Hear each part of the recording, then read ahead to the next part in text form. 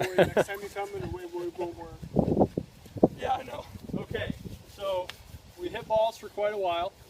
I'm sure you're all very tired, but that's fine.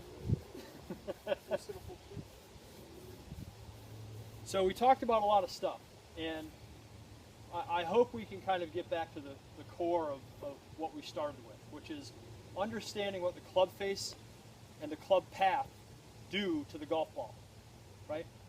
So we start to see very quickly that when we affect one of those two things, the flight of the ball changes really quick, doesn't it? And we can diagnose our bad shots or any shot based on the ball flight by reverse engineering those two things.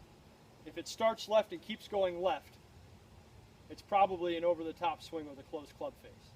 If it starts right and keeps going right, it's probably the opposite, right? So in your own swings, did you guys see any of that? Okay, what did you see most What did you put on the spot? most prevalently? Closed club face. Okay. So the club face is closed, right? But we know that your grip was quite strong. Your right hand is over on the side of the club, which promotes the tendency of that club face snapping shut.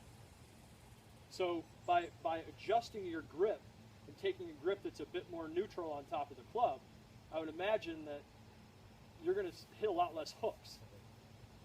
So your club path is really good, but something in your swing is making that happen. So the club face is snapping shut too early, and you're hitting a hook. So we can deduce what's going on by just thinking about it in the simplest terms, right? How about you? Still an open club face, but the path of the shot, they started with the left divot. Yeah. Slowly and gradually going towards the center one. Right. So we can try to give you tips for changing your club path, but I think that oftentimes especially if you're athletic like you are, you can sort it out on your own by just thinking about trying to control where the divot's going. So you can promote a correct swing path by just thinking in those terms and not necessarily thinking in terms of, well, I got to lead with my hips so that my shoulders can follow. You're athletic enough that your body will do what you want it to do, provided that you're sending it the right signals, right? So the next thing then becomes, how do we control the club face once we have the club path controlled? But we'll walk before we run and take one thing at a time. The divots are more center to right than center to left. Good. And the ball isn't going right as much. It's Okay, so center to a little left. Right, so it's not starting left No. consistently. It's starting Right, a little it's bit more starting down the low, line. Yeah. And where's it going? It's not going right. It's in the air really at all. Yeah. So it's a little bit straighter, Yeah. which is awesome.